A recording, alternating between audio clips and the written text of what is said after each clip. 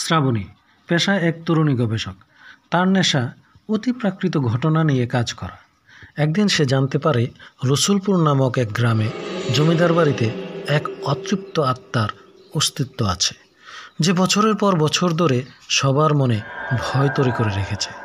তাই শ্রাবণী ঠিক করে সে এই আত্মার রহস্য উদ্ঘাটন করবে। এই ভাবতে ভাবতে হঠাৎ তার মনে পড়ে শিলার কথা। শিলা শ্রাবণীর কলেজ ফ্রেন্ড। শিলার বাড়ি রসুলপুরে। তাই সে আর দেরি না করে পরের দিন বেরিয়ে পড়ে রসুলপুরের উদ্দেশ্যে।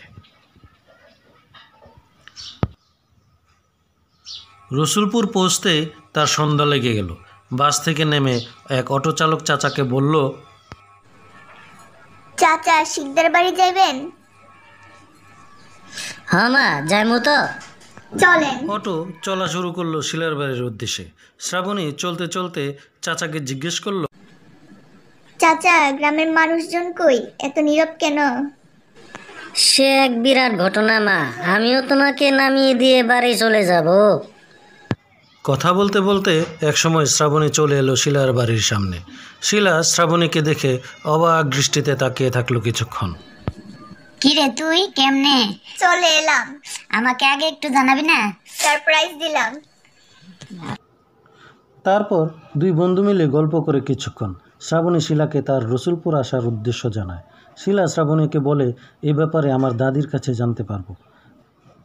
দাদি বলল, বহু বছর আগে জমিদার বাড়ির পুত্র দ্বারা এক দরিদ্র কৃষকের মেয়ে এখানে অন্যায়ের শিকার হয়েছিল এবং মেয়েটির তা সহ্য করতে না পেরে আত্মহত্যা করেছিল। সেই মেয়েটির আত্মাই এখনো মুক্তি পায়নি। এক অমাবস্যার রাতে শ্রাবণী একটি দ্বীপ জ্বালিয়ে সেই বাড়িতে প্রবেশ করল। বাড়িতে প্রবেশ করতেই সে এক অদ্ভুত পরিস্থিতির সম্মুখীন হলো। বাতাস যেন ভারী হয়ে উঠল, কেউ যেন তাকে দেখছে। শ্রাবণী চোখ বন্ধ করে মেয়েটির আত্মার উদ্দেশ্যে বলল, তুমি কষ্ট পেয়েছো আমি জানি, কিন্তু প্রতিশোধ নয়, মুক্তি তোমার শান্তি আনবে। যদি কিছু বলতে চাও আমাকে বলো। এক মুহূর্তের জন্য ঘর জুড়ে একটা ঠান্ডা বাতাস বয়ে গেল। হঠাৎই মোমবাতির আলোগুলো টিম টিম করে উঠল, আর খুব মৃদু কণ্ঠে একটি কান্নার আওয়াজ শোনা গেল। শ্রাবণী অনুভব করল আত্মাটি চাইছে কেউ তার কষ্টটা বুঝুক। মেয়ের আত্মাটি তার পূর্বের রূপ নিয়ে শ্রাবণীর সামনে এলো আর বলল, আমি চন্দনা। আমার বাবা একজন গরিব কৃষক ছিল।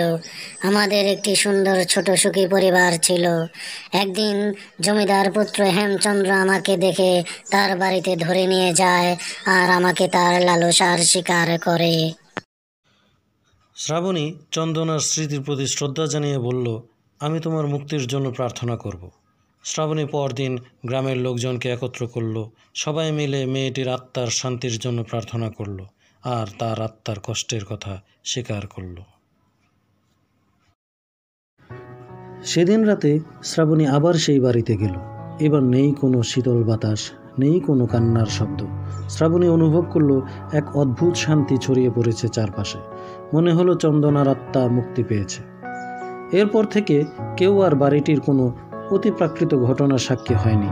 গ্রামের লোকজন বিশ্বাস করল ন্যায় বিচার এবং ভালোবাসার শক্তিতেই অতৃপ্ত আত্মার মুক্তি সম্ভব।